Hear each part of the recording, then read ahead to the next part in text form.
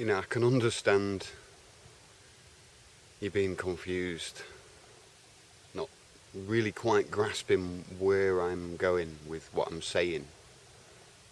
I can understand that you maybe think that I have a naive perspective even, that I've maybe overlooked the evils of the world, that I'm not taking into consideration a lot of the things that seem to be the most sinister and dangerous things that are coming.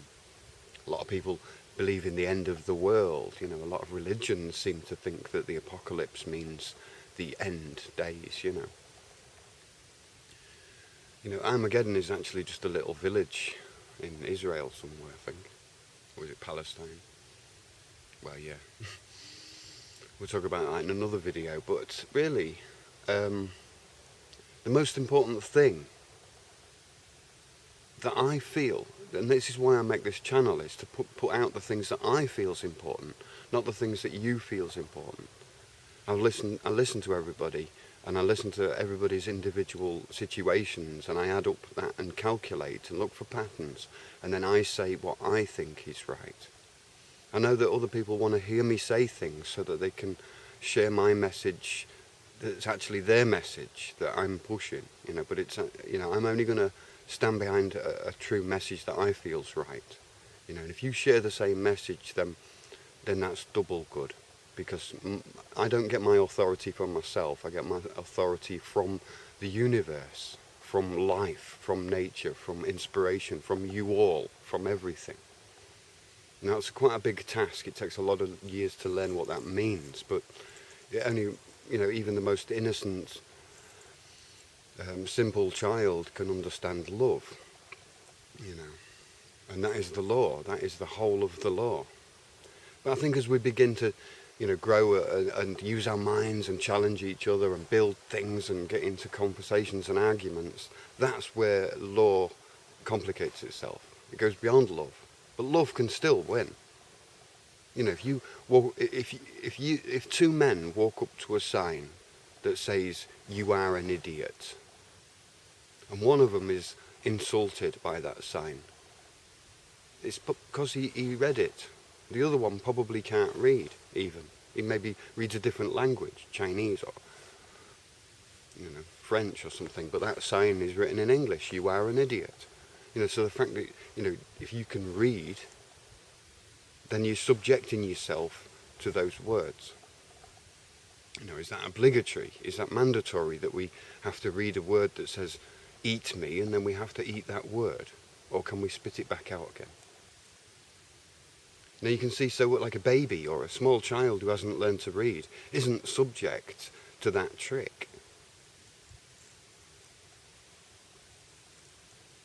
I talk sometimes about the mechanics of a joke. Life's never a joke. There's nothing funny about suffering, and there's nothing funny about people's downfall or loss.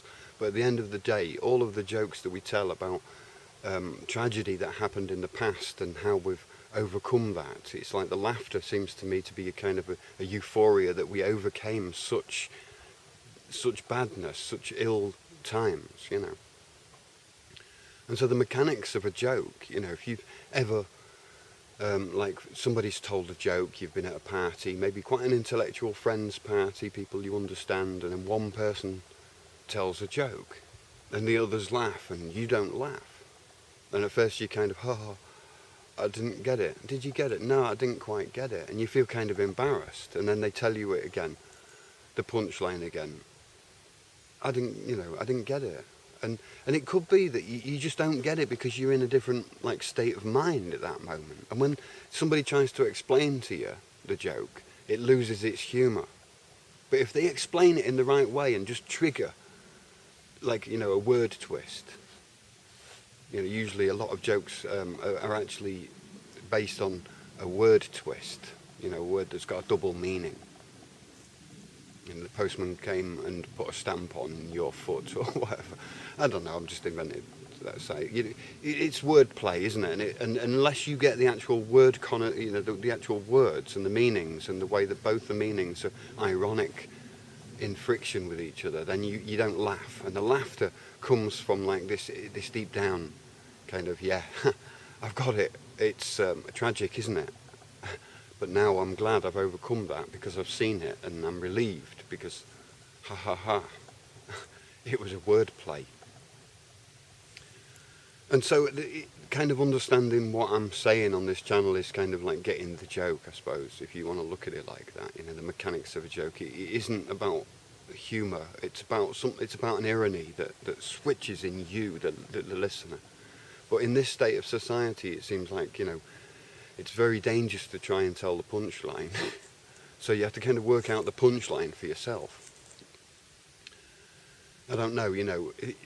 Obviously, if the answer to love and everything else is written in your heart, then you're not going to find the answer directly from me, so, or anybody else. So the best we can all do for each other is lead each other to a direction, and don't say come here. You know, you've got to follow whatever you feel you should follow, and I always follow my heart and my gut, you know, and I always guide it with reason, you know. All right, I'll leave it till I'll see you in the next video. All right, cheerio.